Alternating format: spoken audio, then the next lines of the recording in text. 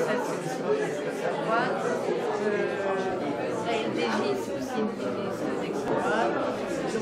Donc, tu vois,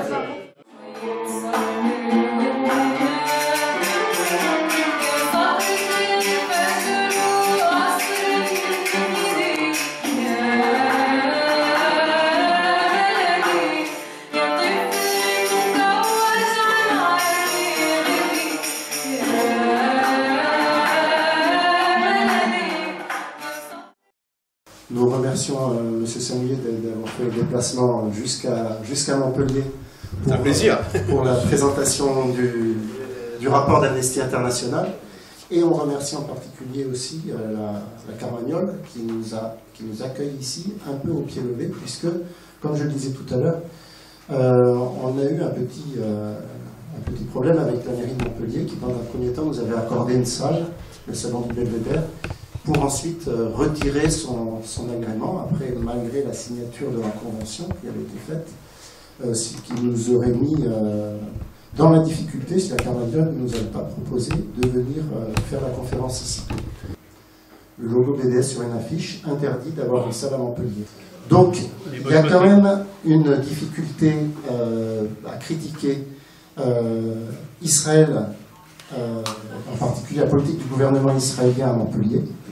Pourtant, il y a des choses à dire, et c'est ce qu'on va voir ce soir, avec la présentation du rapport d'Amnesty. Alors je vais me présenter, je suis Jean-Claude Samouillet, vice-président d'Amnesty International France, et je tiens en bulle à remercier chaleureusement et sincèrement Le Man et BDS, Jeux et Louis notamment, à qui nous avons beaucoup échangé finalement ces dernières semaines pour la tenue de cette intervention, pour la tenue de cette soirée. Parce que pour nous, il est très important que le rapport que nous avons publié, après 4 ans de travail, d'enquête serrée sur le terrain, et puis en regardant un petit peu tous les textes, il est très important que ce rapport ne reste pas dans un placard, mais qu'il soit diffusé le plus largement possible. Donc, encore une fois, merci. Nous ne sommes pas tout à fait toujours sur la même position. Nous n'avons pas toujours les mêmes moyens d'action, mais je pense qu'on se retrouve sur l'essentiel. C'est la situation d'apartheid, qui est un crime contre l'humanité au regard du droit international, sur la situation qui est en Israël, dans les territoires occupés, et la situation des personnes réfugiées qui n'ont pas droit au retour. Alors Amnesty International c'est la plus grande association de défense des droits humains dans le monde. On revendique 10 millions de membres et sympathisants. Pour être sympathisant, il faut avoir répondu à une pétition en laissant son nom et son adresse, donc c'est un engagement léger. Il y a d'autres personnes qui s'engagent plus à fond. Nous avons 2 critères en fait. Le premier, c'est indépendance, c'est-à-dire que nous sommes indépendants de tout mouvement religieux, de tout parti politique, de tout système économique, et indépendants également financièrement, et nous y tenons beaucoup. L'argent qui nous fait vivre, qui fait vivre l'ONG, c'est l'argent de ses membres, c'est l'argent de ses donateurs, mais nous ne recevons pas d'argent des États, de l'ONU, de l'Union européenne ou quoi que ce soit. Indépendance sur tous les niveaux, y compris financier, et impartialité.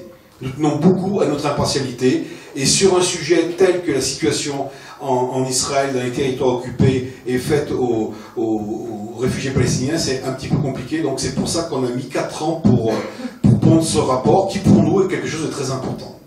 Je vais vous lire une petite déclaration qui résume un petit peu notre position sur ce rapport, qui est un peu le concentré de ce rapport. Le crime d'apartheid commis par Israël contre les Palestiniens, les conclusions de notre enquête. Ségrégation territoriale et restriction de mouvement. Saisie massive de biens fonciers et immobiliers. Expulsion forcée. Détention arbitraire et torture, voire homicides illégaux. On a un triste exemple quand même depuis hier avec la journaliste d'Al Jazeera qui s'est fait vraiment tuer, mais de façon volontaire. Et puis, c'est la tête qui a été visée, c'est pas. Voilà. Notre nouveau rapport démontre que les lois politiques et pratiques mises en place par les autorités israéliennes constituent un système d'apartheid à l'encontre du peuple palestinien dans son ensemble. Notre enquête, et là je veux dire le titre du rapport qui vraiment exprime tout ce qu'il y a dans le contenu de ce rapport, l'apartheid commis par Israël à l'encontre des Palestiniens, un système cruel de domination et un crime contre l'humanité. Documente la mise en place par Israël à travers les lois et politiques discriminatoires d'un système d'oppression et de domination, institutionnalisées à l'encontre du peuple palestinien. Si ces violations sont plus fréquentes et plus graves dans les territoires palestiniens occupés, elles sont également commises en Israël et à l'encontre des réfugiés palestiniens présents dans des pays tiers. Nos recherches, réalisées en concertation avec des experts internationaux et des associations palestiniennes, israéliennes et internationales, démontrent que ce système correspond à la définition juridique de l'apartheid. Il s'agit d'un crime contre l'humanité défini par la Convention sur l'apartheid de 1973 et le statut de Rome qui crée la Cour pénale internationale en 1998. En droit international, le seuil pour qualifier un crime d'apartheid, qui est grave, hein, puisque c'est un crime contre l'humanité, donc c'est dans l'échelon des crimes internationaux, il y a d'abord le crime de guerre, qu'on documente en Ukraine actuellement. Il y a le crime contre l'humanité, qui est une généralisation, une systématisation de ces crimes, et puis après il y a le crime de génocide. Donc quand on parle d'apartheid, on parle de crime contre l'humanité. Donc c'est dans l'échelon de la gravité des crimes, c'est quelque chose qui est important. Démontre que ceci. Alors, il faut trois principes hein, pour qualifier une situation de crime d'apartheid. Le premier, c'est un système institutionnalisé d'oppression et de domination d'un groupe racial sur un autre. Groupe racial, c'est au sens large du terme, hein, c'est une communauté par rapport à une autre, c'est un peuple par rapport à une autre, ça n'a pas la définition que ça avait en Afrique du Sud par exemple, hein, c'est vraiment une communauté par rapport à une autre. Le deuxième critère, c'est ou des actes inhumains tels que transfert forcé de population. Là aussi, l'actualité nous dit qu'aujourd'hui, il y a les autorités d'Israël veulent déplacer 1000 Palestiniens au sud d'Hébron pour en faire un champ de tir. Ça vient de sortir, enfin, c'est l'actualité chaude. Alors, déplacement forcé de population, torture et meurtre commis dans le cadre de ce système institutionnalisé. La journaliste rentre dans les cas qui viennent d'être cités. Et le troisième critère, c'est l'intention de maintenir la domination d'un groupe racial sur un autre sur le long terme. Et donc, nous, on estime, Amnesty International, on estime que ces trois critères sont réunis, et c'est ce qui nous fait publier ce rapport. Nos travaux de recherche détaillent comment, au moyen de lois, de politiques et de pratiques, l'État d'Israël a instauré progressivement un tel système dans lequel les Palestiniens et Palestiniennes sont traités comme un groupe inférieur, discriminés sur tous les plans, économiques, politiques, social et culturels. Voilà ce que j'avais à vous dire en introduction. C'est un rapport de 300 pages, malheureusement qu'en anglais. Il y a un résumé d'une trentaine de pages, voire même un peu plus en français, qui résume parfaitement bien le contenu de ce rapport. Et le film est encore un extrait de tout le contenu de ce rapport. Donc le travail s'est échelonné sur 4 ans, parce que vraiment c'est un sujet qui était important pour nous. Mais c'est un sujet éminemment complexe et on ne voulait pas se laisser entraîner d'un côté ou d'un autre. Donc on a voulu vraiment travailler et recouper toutes les preuves plusieurs fois et tout soumettre à des experts internationaux pour être sûr que ce que nous avancions était juste. Donc le travail d'Amnesty, enfin Amnesty depuis très longtemps, et puis d'autres associations aussi, depuis très longtemps, depuis des décennies, travaillent sur les violations commises par les forces israéliennes, mais également de l'autre côté. Donc on documente, enfin, c'est notre travail, on documente les violations aux droits humains, peu importe qui les commet, hein, l'important c'est de documenter et que les auteurs soient poursuivis. Finalement, on s'attaquait, on ne travaillait que sur les conséquences. Et cette fois-ci, on se dit, mais toutes ces conséquences, toutes ces violations collectées depuis des décennies et des décennies, finalement, trouvent leur source, leur cause racine dans une situation, dans un système qui, de par nature, est une violation des droits humains. Et c'est la raison pour laquelle on a établi ce rapport pour analyser les causes racines de toutes ces violations que nous avons collectées depuis des décennies. Et nous en sommes, et Amnesty, comme vous le savez peut-être, se base sur le droit international. Hein, notre Bible, entre guillemets, c'est la Déclaration universelle des droits de l'homme de 1948, et tout le droit international, le droit des droits humains et le droit international humanitaire qui découle de cette Déclaration universelle des droits de l'homme. Donc on se base sur le droit international, et on documente les faits, on collecte les faits, et on les met au regard de ce droit international. Et c'est tout l'objet même de ce rapport. Or, en termes d'apartheid, il y a 3 textes internationaux sur lesquels nous pouvons nous fonder pour affirmer qu'il s'agit bien d'un système d'apartheid. Le premier texte, qui date de 1965, c'est la Convention internationale sur l'élimination de toute forme de discrimination raciale. Hein, donc c'est un texte important, c'est un texte qui apporte des choses dans le droit international. Mais le deuxième texte qui concerne plus particulièrement l'apartheid, c'est la Convention de 1973 sur l'élimination et la répression du crime d'apartheid. Donc là, on dit les choses, on donne un nom aux choses. Et puis enfin, il y a la Convention de Rome, le traité de Rome plutôt, de 1998, qui porte création de la Cour pénale internationale. Et qui dans son texte, requalifie et réinsiste sur le crime d'apartheid. Donc quand on annonce, nous, qu'on est face à une situation d'apartheid, on s'appuie sur ces 3 textes, en particulier les 2 derniers, et on met en face les faits pour corroborer ce que nous estimons comme étant une violation de ces 2 textes majeurs et internationaux et reconnus par tout le monde. Il y a un certain nombre de choses qui permettent de qualifier ces violations des droits humains. La première chose, c'est les autorités israéliennes se basent sur le droit pour faire une ségrégation, d'une part entre les Juifs et les Palestiniens, mais y compris après à l'intérieur du peuple palestinien. Tout le monde n'a pas les mêmes droits. Selon qu'on habite à Gaza, selon qu'on habite dans les territoires occupés, à Jérusalem-Est, ou qu'on est palestinien d'Israël. Donc c'est une façon de diviser pour régner, c'est une façon d'éviter qu'il y ait une masse qui s'oppose à ce système. On divise pour régner, et ça c'est tout à fait c'est très clair. On essaye d'affaiblir chacune des parties concernées. La deuxième chose, qui au niveau du droit, qui est très insupportable, c'est que les Palestiniens, même les Palestiniens qui vivent en Israël, ont la citoyenneté israélienne, mais ils n'ont pas la nationalité israélienne, puisque Israël, c'est l'État juif exclusivement pour les Juifs. Et là, c'est vraiment un symbole profond du système d'apartheid où il y a 2 régimes, où il y a deux types de population. Il y a une vraie population, la population juive, et puis une sous-population, la sous-population palestinienne, qui n'a pas tout à fait les mêmes droits, en tout cas qui n'a pas la nationalité israélienne. Et on retrouve ça dans la distribution des subventions ou des aides sociales, puisque les Palestiniens qui habitent en Israël ne faisant pas le service militaire, on s'appuie là-dessus pour en supprimer un certain nombre d'aides sociales. Donc continuons un peu sur le droit, sur ce système de droit qui est discriminatoire et puis qui est ségrégationniste. C'est depuis 1967, 400 associations, ONG ou partis politiques palestiniens ont été éradiqués, ont été dissous par les autorités israéliennes. Notamment des partis politiques importants et notamment des ONG de santé, d'aide à la santé, à l'éducation, aux droits économiques, sociaux et culturels de la population palestinienne. Donc il y a vraiment une volonté de laisser la population palestinienne dans un effet de domination.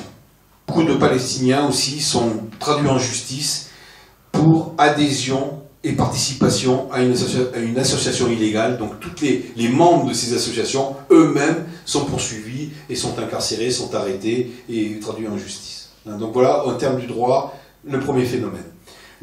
Le deuxième phénomène, ce qu'on a pu constater, et que tout le monde constate d'ailleurs quand on va en Israël ou dans les territoires occupés, c'est une ségrégation géographique.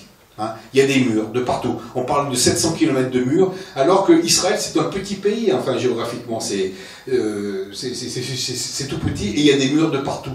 Pour passer de Jérusalem-Est à Ramallah, par exemple, je ne sais pas si vous avez eu l'occasion, c'est à 15 km, il faut une demi-journée. Enfin, ça dépend comment sont disposées les autorités israéliennes, mais ça peut être un quart d'heure ou ça peut être une demi-journée, voire plus. Quand on va aller de Ramallah à Nabi Saleh, puisque c'était un village que Amnesty soutenait, Amnesty France soutenait, enfin différents groupes d'Amnesty France soutenaient ce village de Nabi Saleh, qui est à une vingtaine de kilomètres de Ramallah. Là, c'est pareil. Le check-out, c'est le taxi collectif qui part quand il est plein. Moi, quand j'ai voulu y aller, le chauffeur voulait pas monter dans Nabi Saleh. Il nous a laissé avec ma femme et mon enfant qui était en bas âge en bas de Nabi Saleh, avec le fameux panneau rouge. Vous sortez d'une zone contrôlée par Israël, votre vie est en danger, etc. Donc ça, c'est l'ambiance, quoi. Et donc le taxi nous avait laissé en bas. On est sorti du taxi avec nos valises et tout de suite il y a une escouade, enfin, je ne sais pas comment ça s'appelle, israélienne qui est sortie de sa cahute, qui a mis une herse comme s'il y avait vraiment un danger, comme si nous trois représentions un danger très important pour leur vie. Et voilà. Et voilà, c'est la vie quotidienne des gens dans les territoires occupés, même dans Israël. Donc une fragmentation du territoire, ce qui pose des problèmes dans la vie des gens, ce qui pose des problèmes dans la vie économique des gens, parce qu'avoir un boulot, quand on ne sait pas quand c'est qu'on va arriver au boulot, quand on ne sait pas si on va pouvoir accéder aux champs si on est cultivateur, ça peut avoir des incidences sur l'éducation, ça peut avoir des incidences sur la santé. Des gens qui sont malades ou qui ont besoin d'être traités en urgence, et ben ça dépend du bon vouloir des personnes qui gèrent le checkpoint. Et ça, c'est également très très grave. Des restrictions drastiques de déplacement. Donc on va peut-être pas revenir sur l'histoire des cartes d'identité, mais pour moi c'est l'exemple le plus flagrant. Selon qu'on habite à Gaza où on ne peut rien faire, on est en prison, une prison à ciel ouvert. Si on habite dans Jérusalem-Est, on a une carte de résident, mais on n'est pas citoyen, on n'a pas la nationalité non plus israélienne. On a une carte de résident, mais si on a le malheur de vouloir faire des études ailleurs ou d'avoir un boulot qui nous oblige à aller partir sur plusieurs mois ailleurs, on peut se voir retirer cette carte de résident. Et là aussi, c'est l'arbitraire le plus complet qui règne. Et puis en Cisjordanie, les personnes qui habitent en Cisjordanie sont apatrides, n'ont pas de nationalité, donc il faut qu'elles demandent des papiers pour circuler aux autorités militaires israéliennes. Donc ces restrictions drastiques de déplacement sont une violation, encore une autre, fondamentale des droits humains. Quand je parlais de la DUDH tout à l'heure, de la Déclaration universelle des droits de l'homme, la situation coche quand même pas mal de ces violations quand même. Il y a 30 articles, il y a 30 droits qui sont reconnus à chaque être humain partout dans le monde. Et bien pour les Palestiniens, il y en a un paquet qui ne sont pas reconnus. Ensuite, il y a les séparations des familles, avec une loi qui date de 2002 contre la réunification familiale. Et on voit là une image d'une dame qui est obligée de faire des signes à sa famille, parce qu'elle ne peut pas, administrativement, elle ne peut pas rejoindre sa famille. Donc là aussi, le droit à une famille, c'est un des droits fondamentaux de la Déclaration universelle des droits de l'homme, qui là, encore une fois, est violé. Ensuite, il y a des choses plus concrètes, mais qui sont atroces, c'est la saisie massive des biens immobiliers et fonciers. Jérusalem, il faut que Jérusalem, il y ait principalement une population juive. Donc il y a des quotas. Il faut que la population juive détienne 60% des biens immobiliers et des biens fonciers. Donc il y a des gens qui sont enlevés de chez eux, il y a des maisons qui sont détruites, des maisons palestiniennes qui sont détruites. Il faut qu'il y ait une hégémonie de la population juive sur Jérusalem. Il y a le problème des colonies aussi. En 2020, il y avait 272 colonies. Et la colonisation, une colonie, c'est illégal au niveau du droit international et c'est constitutif, rien que ça, c'est constitutif de crimes contre l'humanité. Et il y en a 272 colonies juives en Cisjordanie qui possèdent 10% du territoire. Du territoire qui n'est pas Israël, c'est les territoires occupés, donc c'est illégal. En 2020, donc fin 2020, il y avait 441 600 colons, et qui occupait donc 10% du territoire de la Cisjordanie. Les colons contrôlent 63% de la zone C, ce qui représente 40% de la Cisjordanie, et bien évidemment, ce sont les terres les plus fertiles. Une estimation, mais qu'on rapporte quand même tellement elle nous paraît fiable. Israël a exproprié plus de 10 000 commerces, 25 000 bâtiments et près de 60% des terres fertiles appartenant à des réfugiés palestiniens en Israël et à Jérusalem-Est, au titre de la loi inique sur la propriété des absents. C'est-à-dire qu'au moment de la guerre, au moment de la fondation d'Israël, en fait, il y a beaucoup de Palestiniens qui ont fui, à cause des guerres, et bien il y a une loi qui a dit que les biens qu'ils laissaient, c'était les biens des absents, et bien évidemment, c'est la population juive, ou l'État juif, qui a récupéré ces biens, et on a des choses qui sont ubuesques, des Palestiniens, ou des familles, ou des descendants de réfugiés palestiniens qui habitent à 20 km de leur village d'origine, et qui se rejoignent, parce que ces villages appartiennent aujourd'hui aux autorités israéliennes, ou à la population juive. Il y a les expulsions forcées et les démolitions, donc les chiffres ont été cités, je vais les rappeler. Il y a environ 18 destructions par semaine en Cisjordanie. En 2013 et 2018, 7298 démolitions. notamment, ça concerne notamment les Bédouins, donc des Palestiniens israéliens qui habitent dans le Negev, donc dans le sud, dans la partie sud d'Israël. Il y a 35 villages de ces Bédouins qui ne sont pas reconnus officiellement par l'État d'Israël. Et donc, si c'est pas reconnu officiellement, ça veut dire qu'il n'y a pas d'eau, pas d'électricité, pas d'infrastructure, pas de gaz. Enfin, c'est des villages. Il y a des gens qui habitent, il y a 68 000 personnes qui y habitent, mais qui n'ont pas d'infrastructure de vie, de vie courante. Et il y a, comme je le disais dans le film, aujourd'hui, enfin, on estime qu'aujourd'hui, il y a 150 000 Palestiniens qui vivent sous une épée de Damoclès. Du jour au lendemain, leur maison, leur immeuble peut être détruit parce qu'il n'a pas obtenu de permis de construire. Permis de construire qui ne sont jamais accordés. On cite en 2020 1094 permis de construire accordés à des juifs et un seul accordé à des Palestiniens. Donc on refuse, on démolit parce qu'il n'y a pas de permis de construire, mais on n'accorde pas de permis de construire. Donc la situation est infernale, il n'y a pas d'issue. Et là encore, c'est un exemple, mais manifeste, d'une situation de domination et de harcèlement et de persécution. Ensuite, il y a toute la partie économique. C'est la partie, ce qu'on appelle, nous, c'est l'étouffement du développement économique et humain des Palestiniens, qui vivent en général dans des zones à forte densité, avec pas assez de moyens publics, notamment au niveau du ramassage des ordures, au niveau de l'électricité, au niveau des transports en commun, au niveau des infrastructures d'approvisionnement en eau et d'assainissement. Donc ce sont des... Et on le voit, je ne sais pas si vous avez été à Jérusalem, par exemple, mais si vous prenez il y a une ligne de tram qui va de Jérusalem-Ouest à Jérusalem-Est jusqu'à la porte de Damas. Hein, c'est l'entrée à Jérusalem-Est. Et bien dans la partie de Jérusalem-Ouest, dans la partie israélienne, c'est nickel, il y a un petit gazon et tout. Et dès qu'on se rapproche de la porte de Damas, là c'est des herbes folles, il y a un manque d'entretien, les rails sont vétustes. Donc on le voit, il suffit de se promener pour voir qu'il y a 2 poids 2 mesures et qu'il n'y a pas les mêmes moyens qui sont mis dans les parties occupées par les Juifs et les parties qui sont occupées par les Palestiniens. Je vais citer quelques chiffres qui sont, je pense, révélateurs de la situation de domination économique. Pour la relance de l'économie israélienne suite au Covid, il y a 1,7% du budget qui a été accordé aux Palestiniens, alors qu'ils représentent 19% de la population. Donc on voit le décalage quand même. À Gaza, il y a 35% des terres qui sont confisquées par les autorités israéliennes comme terres militaires. Alors déjà que Gaza, si vous voulez, c'est quand même pas très grand, mais en plus, il y a 35% des terres agricoles qui sont confisquées, qui ne peuvent pas être utilisées par les Gazaouis. Il y a 85% des eaux de pêche qui sont inaccessibles aux Palestiniens à Gaza. Alors que c'est leur revenu, ça devrait être l'un de leurs revenus principaux, puisqu'ils sont en bord de mer. Eh bien, 85% des zones de pêche le sont interdites. La consommation d'eau pour un Palestinien des territoires occupés, c'est 70 litres par personne, par jour. Pour un Israélien, c'est 300 litres.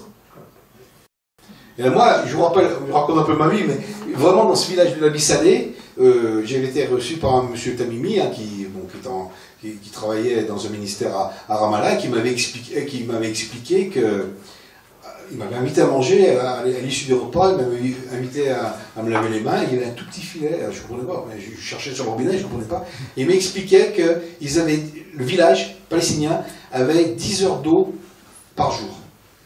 Alors que c'était un village agricole, hein, c'était un village d'agriculture au démarrage. Et en face de ça, la source avait été captée par la colonie israélienne, où on se serait cru en Suisse, il y avait un gazon qui était vert, alors que c'est quand même une zone semi-désertique.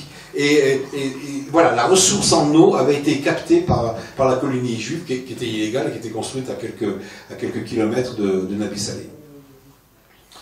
Et la mortalité infantile, qui est vraiment un signe que les choses ne vont pas bien, c'est chez les citoyens arabes d'Israël, les Palestiniens d'Israël, c'est 5,4 pour 1000, alors pour la population juive, c'est 2,4 pour 1000. Donc il y a plus de 2 fois plus de mortalité infantile pour les Palestiniens, chez les enfants palestiniens que chez les enfants juifs. Et puis après, il y a cette situation de domination d'un peuple sur un autre. Et puis comment maintenir, il y a tous les faits qui permettent de maintenir cette domination sur le long terme. Des détentions arbitraires, En fin 2020, 4236 Palestiniens détenus arbitrairement dans des geôles israéliennes, dont 352 enfants.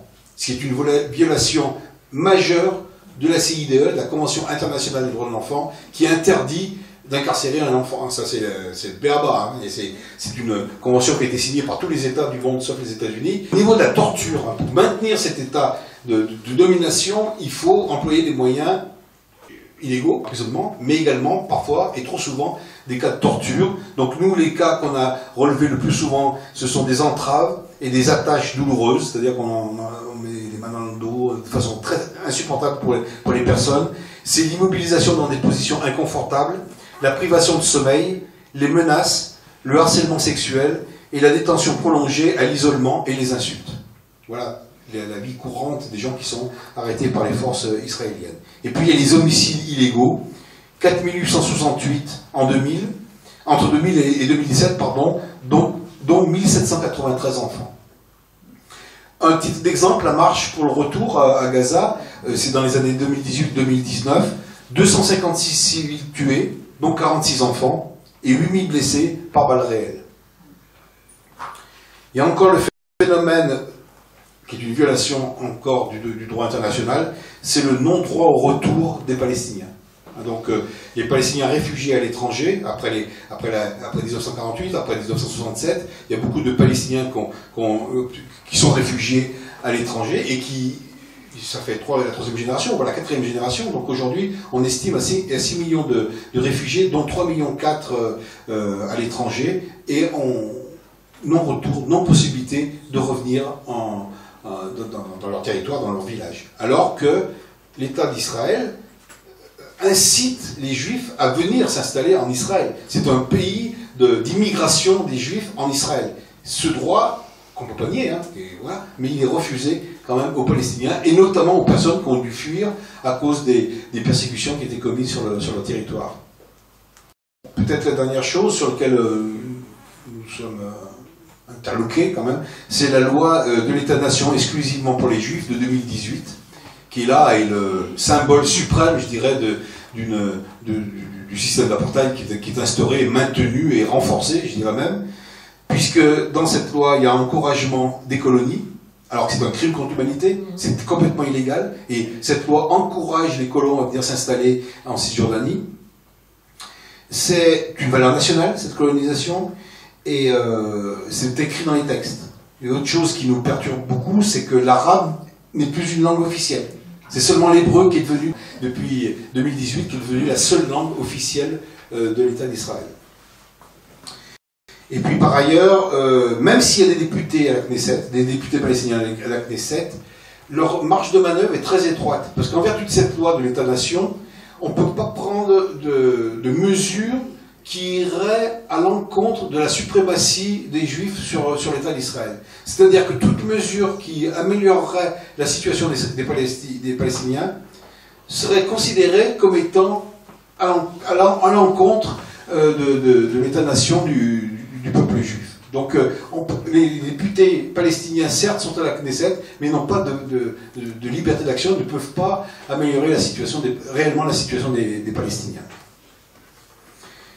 Et donc, voilà ce que nous avons collecté, voilà ce que nous collectons, ce que nous documentons dans ce rapport. Et à l'issue de ce rapport, nous avons un certain nombre de recommandations.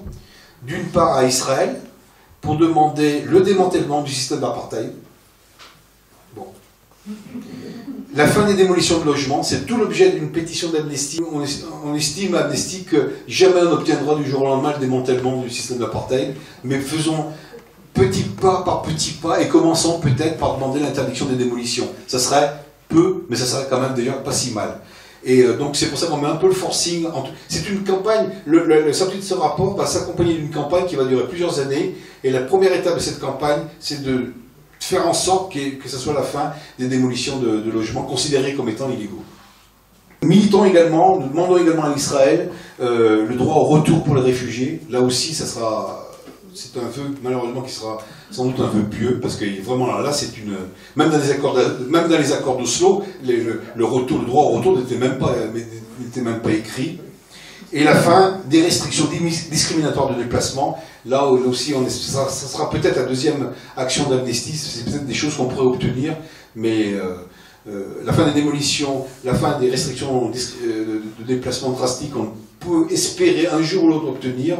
Les deux autres demandes, on ne se fait pas trop d'illusions non plus. Ça, c'était pour les d'Israël. Maintenant, nous demandons fortement, en faisant beaucoup de plaidoyer auprès de la Cour pénale internationale, qui est en train de réaliser un rapport et de réaliser des enquêtes dans les territoires occupés. Parce que Israël n'a pas signé le statut de Rome, donc ne reconnaît pas la Cour pénale internationale. En revanche, les autorités palestiniennes l'ont reconnu. Et aujourd'hui, il y a une enquête de la CPI dans les territoires palestiniens occupés, et nous demandons, nous Amnesty, que dans la restitution de leur rapport, ils parlent d'apartheid, enfin qu'ils aient en tête de dire s'il y a situation d'apartheid ou pas situation d'apartheid. On ne peut pas mettre ça sous le tapis, et on demande à la Cour pénale internationale qu'elle se prononce sur la situation qu'elle estime. Est-ce qu'il y a crime d'apartheid ou est-ce qu'il n'y a pas de crime d'apartheid? Ensuite, nous demandons à tous les États d'exercer leurs compétences universelles pour juger les responsables présumés de cette situation. Ça veut dire qu'on ne demande pas que tout le monde soit jugé, on ne demande pas de boycotter l'ensemble des autorités israéliennes, mais on demande que les principaux dirigeants soient jugés, poursuivis et jugés au titre de la compétence universelle. Alors la compétence universelle, c'est quelque chose qui était mis en place en même temps que la Cour pénale internationale, c'est que chaque État a le droit, mais même le devoir, on dirait, enfin les associations de défense des droits humains disent le devoir de juger les criminels de crimes majeurs en droit international, que sont le crime de guerre, le crime contre l'humanité et le crime de génocide, pour les personnes qui sont sur leur territoire. En Allemagne, par exemple, en février de cette année, il y a un tortionnaire, un ancien directeur de centre de détention, de centre de torture de Damas, qui était en Allemagne. Il s'est fait choper par la justice allemande. Il a été condamné à perpétuité pour crime contre l'humanité. Les États peuvent le faire. Et en France, on a ce qu'on appelle les 3 verrous qui enlèvent toute la substance de cette compétence universelle. Que la justice française puisse s'occuper de ces criminels majeurs, il faudrait qu'il y ait une double incrimination, c'est-à-dire que le crime soit reconnu à la fois dans la législation française, ce qui est le cas, mais à la fois dans la législation du pays où le crime a été commis. C'est pas le cas en Syrie, par exemple. C'est-à-dire que la même semaine où l'Allemagne condamnait à perpétuité un tortionnaire, nous on en libérait un parce qu'il n'y avait pas de double incrimination, parce que le crime de guerre n'était pas reconnu en Syrie. Ça, c'est le premier verrou. Le deuxième verrou, c'est qu'il faut qu'il ait une résidence permanente. Alors, pour juger une résidence permanente, qu'est-ce que c'est qu'une résidence permanente? Donc c'est tellement flou que finalement tout le monde y échappe. Et le troisième verrou, c'est le monopole du parquet, c'est-à-dire que les victimes ou les proches des victimes ne peuvent pas se porter partie civile. Donc ça fait partie des demandes, du plaidoyer que fait Amnesty et puis d'autres associations de défense des droits de l'homme auprès du gouvernement français pour changer cette législation. Mais dans les autres pays, il y aurait la possibilité de poursuivre des criminels, enfin les responsables de cette situation d'apartheid, et c'est ce que nous demandons à la communauté internationale. Et au Conseil de sécurité de l'ONU, nous demandons un embargo strict sur les armements et les matériels de maintien de l'ordre. Donc nous, on va pas jusqu'à un embargo total comme d'autres associations peuvent le faire, mais nous, on demande un embargo total sur les livraisons d'armes à Israël. Et nous demandons des sanctions ciblées, économiques par exemple, ou interdiction de prendre l'avion, ou interdiction contre les responsables de haut niveau. Voilà nos demandes, nos demandes de plaidoyer, les recommandations que nous formulons à la fin de ce rapport. Et aujourd'hui, les actions qui sont en cours par Amnesty, donc on en a parlé, c'est une pétition pour que cesse l'apartheid, et en particulier la démolition des maisons. Et puis il y a une deuxième action qui est en cours avec des lettres qui sont à votre disposition, et c'est pour demander la libération immédiate et inconditionnelle de Salah Hamouri, qui est un avocat franco-palestinien, qui est en prison de façon administrative, c'est-à-dire complètement illégale. Enfin, il n'y a pas d'instruction contre lui, il n'y a pas de jugement contre lui, il est en prison au moins jusqu'au 6 juin. Donc il y a un certain nombre d'associations, l'ACAT notamment, la LDH et Amnesty vont faire une conférence de presse, ont rencontré le ministre des Affaires étrangères pour qu'il fasse pression sur l'État israélien pour pour qu'il le libère, c'est qu'un exemple.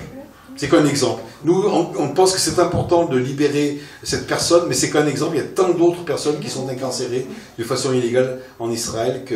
Ben, voilà.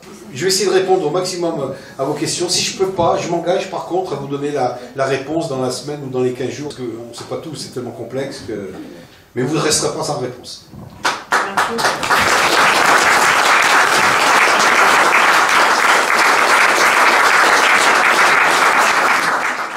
Enfin, la première remarque que vous avez faite, c'est de dire que finalement Amnesty a repris, concernant la ségrégation territoriale, a repris les informations de Human Rights Watch. Non, on est reparti de zéro, on est parti d'une page blanche et tout ce qu'on met dans notre rapport, ce sont des preuves, des collectes d'informations qui nous sont propres, avec une recherche et des chercheurs qui nous sont propres. Donc on est reparti, on ne s'est pas appuyé, on n'a pas recopié des rapports d'autres ONG, on est vraiment, c'est notre propre rapport. Il y a eu le rapport B'Tselem, il y a eu le rapport Human Rights Watch, et puis il y a le nôtre. Et le nôtre est le seul qui parle de tout le territoire, alors que Human Rights Watch et B'Tselem s'arrêtaient au territoire occupé. Nous, on a pris notre temps, c'est clair, mais c'est un rapport assez exhaustif et assez complet qui parle de tout le territoire et qui estime que même en Israël, il y a une situation d'apartheid. Ce que ne disaient pas Human Rights Watch et B'Tselem. Et ce que ne disent pas d'ailleurs les autres personnes qui parlent d'apartheid, parce qu'il y a beaucoup de gens, de chercheurs, d'hommes politiques et des autres instances qui ont déjà parlé d'apartheid. Nous faisons pression sur nos dirigeants.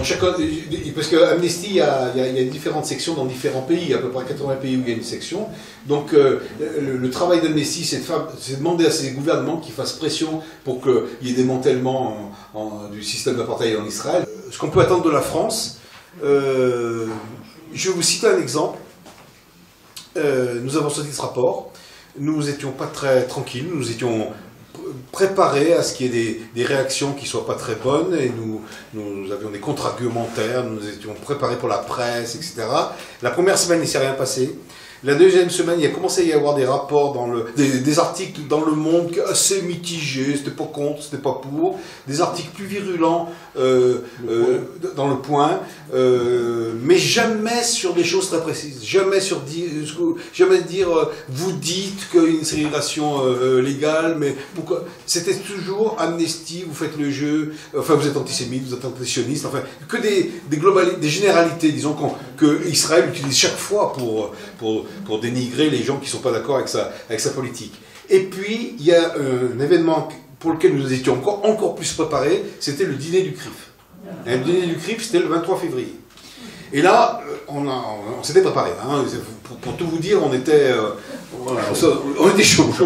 Et Macron n'a pas pu aller au dîner du CRIF. C'est Castex qui a lu son discours, qui n'a pas nommément cité Amnesty International ni d'autres ONG, mais qui a dit quand même que les ONG allaient trop loin, que c'était pas à eux de qualifier un crime, etc. Voilà. Et le soir même, Aurore Berger, qui fait partie de la campagne, qui faisait partie de la campagne de Macron, de la République en marche, demandait le démantèlement d'Amnesty. Puis après, elle s'est rétractée. Mais quand même. Alors quand vous demandez qu'est-ce qu'il faut attendre de la France, de l'État français, je pense, pas grand-chose. Il faut que les ONG continuent, nous, il faut qu'on continue à faire des recommandations, à faire des demandes, à faire du plaidoyer, aller à l'ONU, etc. Que les associations palestiniennes continuent d'aller à l'ONU, mais ça va être un travail, mais c'est un travail de titan. Hein. On avait beaucoup travaillé sur les violations israélienne et palestinienne, même si on fait impartialité ne veut pas dire non plus neutralité, ne veut pas dire que toutes les choses sont égales. Donc on n'avait vraiment pas tenu à ce qu'il y ait un équilibre, qu'on renvoie dos à dos les deux populations. On a toujours dit qu'il y avait des violations massives d'un côté et d'autres de l'autre. Et ça depuis des décennies et des décennies. Mais comme j'ai essayé de vous l'expliquer tout à l'heure, on travaillait que sur les conséquences. Et un beau jour, on s'est dit, mais c'est pas les conséquences.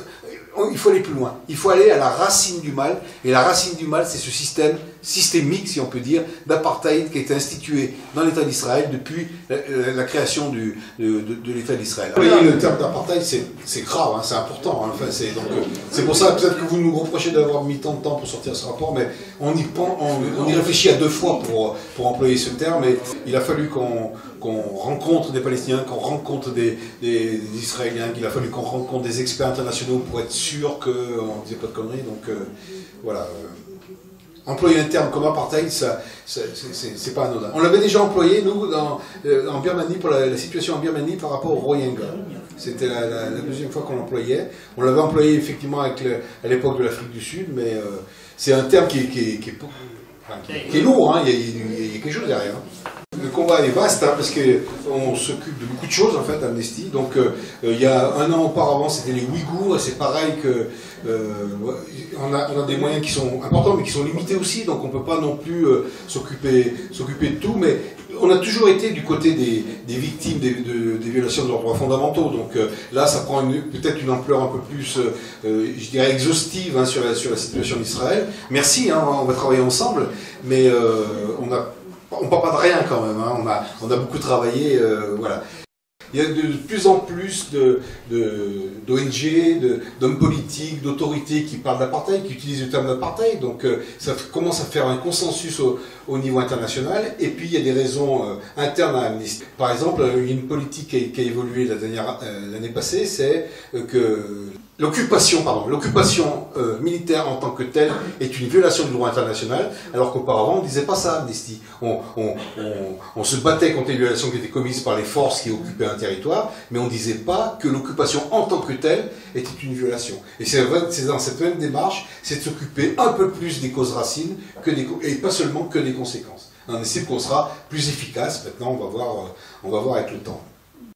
Les personnes qu'on doit juger, effectivement, donc ce sont les responsables, hein, de l'apartheid qu'on doit juger, c'est pas le peuple dans sa globalité, et c'est vrai qu'aujourd'hui la justice internationale est plutôt timorée, hein. Enfin, il n'y a pas de leader de gouvernement qui sont poursuivis en justice. Là, l'Union européenne a réagi très vite, et l'ONU a réagi très vite suite à l'assassinat, parce qu'il s'agit en tout cas d'un meurtre de la journaliste, pour ouvrir une enquête. Mais aujourd'hui, et c'est d'ailleurs dit dans le film, malgré tous les 4800 homicides, aujourd'hui on n'a pas connaissance qu'il y ait des responsables militaires ou de soldats ou d'autorités politiques qui étaient poursuivis dans les tribunaux. Donc c'est vraiment c'est la lutte contre l'impunité qui fera également, nous l'espérons tout du moins, faire bouger les choses. Et donc là on sera très vigilant sur la condamnation du soldat qui a tiré, mais vraiment de façon délibérée, dans la tête de la journaliste. On demande on voudrait que les principaux responsables de l'État israélien rendent justice. C'est un peu la même chose qu'on fait aujourd'hui en Ukraine. Je ne sais pas si vous avez vu sur les médias, c'est qu'on demande que des preuves de crimes de guerre, on demande d'authentifier les criminels, mais également toute la chaîne de commandement, parce que en cas de crime de guerre, en cas de crime contre l'humanité, non seulement les auteurs présumés doivent rendre justice, mais également ceux qui avaient la responsabilité hiérarchique, soit qu'on donnait l'ordre, soit qu'on laissait faire. Maintenant, la réception du rapport d'Amnesty au niveau international, bon, bah, c'est un peu compliqué en fait, hein, il faut se dire les choses. En Israël, donc la veille du rapport, il y avait déjà une prise de position du ministère des Affaires étrangères en disant que c'était un tissu de bêtises, que Amnesty faisait partie de la mouvance antisémite, antisioniste, etc. Donc très mauvaise réception en Israël, mais ça on pouvait s'y attendre. Très mauvaise réception, beaucoup de difficultés aux États-Unis, hein, où il y a une diaspora importante, hein, une communauté juive qui est importante et qui politiquement qui est importante, donc les gens d'Amnesty ont été un peu secoués. Et en France, comme je vous le disais tout à l'heure, une première semaine qui ne s'est rien passé, une deuxième semaine qui commençait à partir, et puis finalement, parce que je ne sais pas si j'ai fini sur le dîner du CRIF, mais le dîner du CRIF, le 24 février, c'était l'invasion de l'Ukraine par la Russie, qui a vraiment occupé tous les médias, et ça a vraiment, le rapport d'Amnesty, le discours du CRIF est passé complètement inaperçu. Donc c'est à la fois plutôt bien, mais à la fois finalement on ne parle plus tellement, on n'a pas eu un impact considérable de la sortie du rapport en France par exemple. Nous ne préconisons jamais un boycott large. Hein, nous, pour qu'on décrète une campagne de boycott à Amnesty, ce sont des règles que vous ne partagez peut-être pas, mais en tout cas ce sont les nôtres. C'est qu'il faut que l'entreprise, qu'on ait la certitude que l'entreprise ait commise elle-même des violations de droits humains. Et dans notre histoire, dans l'histoire d'Amnesty, qui a 60 ans, il n'y a eu qu'un seul cas où on a préconisé le boycott, c'était contre AXA, qui finançait des entreprises qui fabriquaient des bombes à sous-munitions. Mais Amnesty ne préconise jamais le boycott généralisé. Alors je sais que c'est ce qui nous distingue de BDS, ou ce qui nous distingue d'autres associations, dit solution d'association. Puisque c'est ça dont vous parlez à Bordeaux et à Toulouse. Nous sommes vent debout, enfin nous l'avons dit en juillet 2021 lors de la discussion sur la loi sur le respect des principes de la République. Et donc nous avons dit aujourd'hui que nous avons fait du plaidoyer, nous avons écrit aux plus hautes autorités en disant que pour dissoudre une association, il faut que ça soit fait de façon sous contrôle judiciaire et non pas de façon administrative et policière, comme c'est le cas aujourd'hui en France. Alors dans les autres pays démocratiques, si on peut dire, il y a d'abord un contrôle judiciaire. C'est le juge qui décide de la fermeture ou pas, de la dissolution ou pas d'une association. Et nous disons que et nous avons dit, et nous continuons à le dire, que cette loi a certains aspects discriminatoires parce que vise clairement une partie des associations. Donc là, nous sommes vent debout là-dessus. Et s'il peut y avoir des cas de dissolution, il ne faut pas que ça soit pris en Conseil des ministres, mais il faut que ça soit pris suite à des décisions judiciaires. Ça, c'est le premier point. Et deuxièmement, nous sommes vent debout également sur un autre aspect de cette loi, qui est le contrat d'engagement républicain, qui exige des associations qui reçoivent des subventions, mais au sens large, hein, ça peut être le prêt d'une salle, ça peut être le prêt d'un cinéma pour faire une soirée ciné-débat, qui exige que ces associations signent un contrat d'engagement républicain, qui demande de respecter des choses très vagues. L'ordre public, la dignité, l'égalité de la personne, il n'y a pas de problème, mais respecter les symboles de la République. C'est quoi les symboles de la République ? Ça veut dire qu'un dessinateur qui fait une caricature s'appuyant sur le drapeau tricolore ou sur la Marseillaise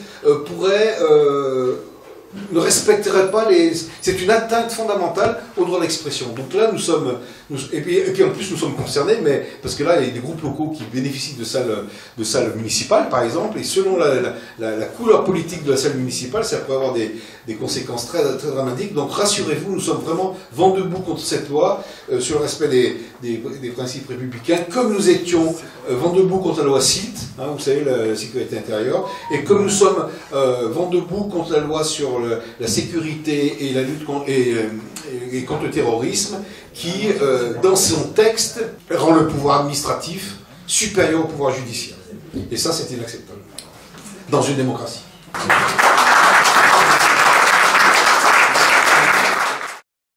Il y a deux faits marquants. C'est d'une part que la ville de Montpellier, qui soutient inconditionnel à l'État d'Israël depuis 45 ans, a refusé une salle pour le débat sur ce rapport. Ça, c'est une indication sur la qualité de ce rapport. Et l'autre, qui est beaucoup plus modeste, mais c'est les militants comme nous, de BDS et d'autres, qui vous disent merci, parce que ce rapport-là, il nous aide beaucoup, il nous permet de mettre en avant ce qu'on ne cesse de répéter. Nous, on tient les stands sur la place de la Comédie depuis sans arrêt, et on a pris des dizaines de PV parce qu'on est là avec banderole sur l'apartheid et compagnie. Il confirme tout ce que les Palestiniens disent depuis des années, et effectivement, il valide tout ce qui est en amont. Et vraiment, c'est que le fait qu'Amnesty International, de la dimension de cette ONG, publie ce rapport-là, c'est une attaque frontale. Vraiment, c'est une attaque frontale contre l'apartheid israélien. Et ça, on vous en remercie infiniment parce que c'était un soutien énorme. L'horizon politique de l'ONG Amnesty International, c'est le droit international et les droits humains, ce qui a été dit, sur l'ensemble de la planète. L'horizon politique du BDS France en général et BDS France Montpellier en particulier, le mouvement antiraciste non violent et populaire, c'est l'autodétermination du peuple palestinien. 3 revendications stratégiques: la fin de la colonisation, le retour des réfugiés et l'égalité absolue pour les Palestiniens d'Israël en condition de l'accès. De ce point de vue, et par rapport aux travaux précédents sur le thème de l'apartheid, le rapport d'Amnesty amène au moins 2 éléments nouveaux qui, qualitativement, le distinguent des 6 précédents rapports et en font sa force.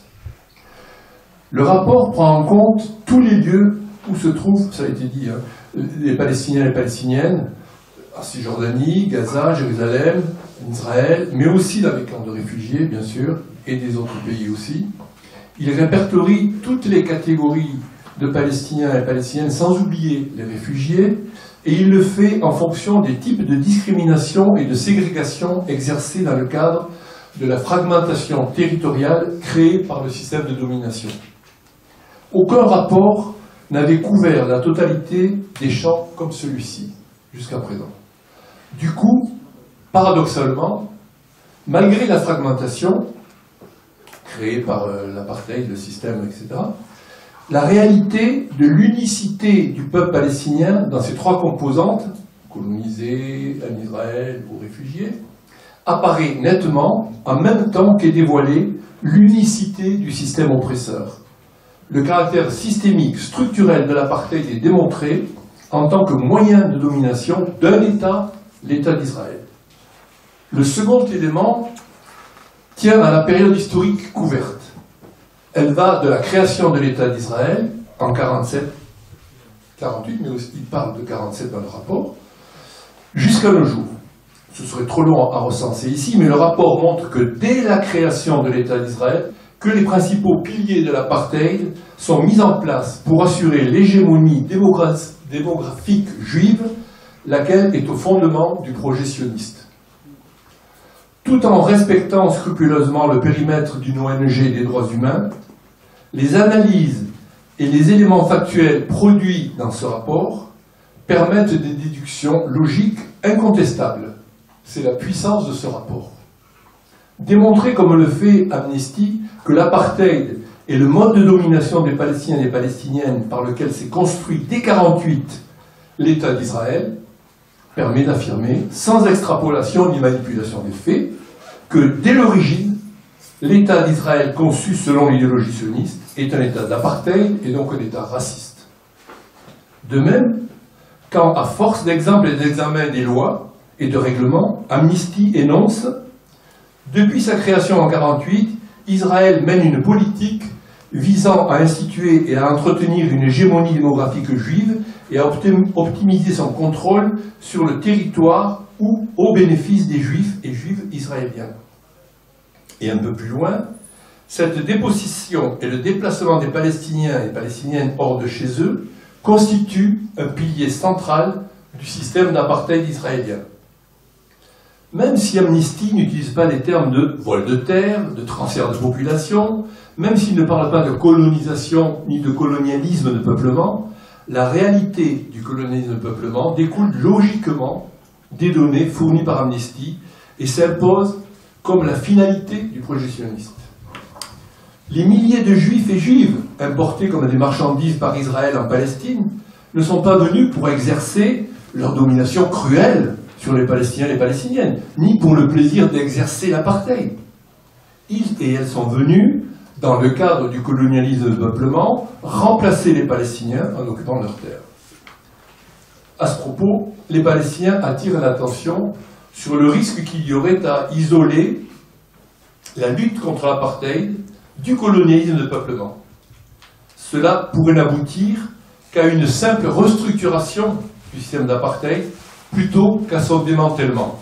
Agnès Callamard, secrétaire générale d'Amnesty International, a conclu la conférence de presse de présentation du rapport en affirmant « Israël doit démanteler le système d'apartheid et traiter les Palestiniens et Palestiniennes comme des êtres humains en leur accordant l'égalité des droits et la dignité. Tant que ce ne sera pas le cas, la paix et la sécurité resteront hors de portée des populations israéliennes et palestiniennes. » Encore merci pour ce rapport exhaustif et radical, pour le courage de l'avoir publié, et merci d'être venu, Jean-Claude Sermelier, d'être venu à Montpellier, le défendre publiquement dans la seule ville européenne qui ose depuis 45 ans commémorer chaque année, et ce sera cette année le 26 juin 2022, Jérusalem, capitale d'Israël. Merci. Merci Bob.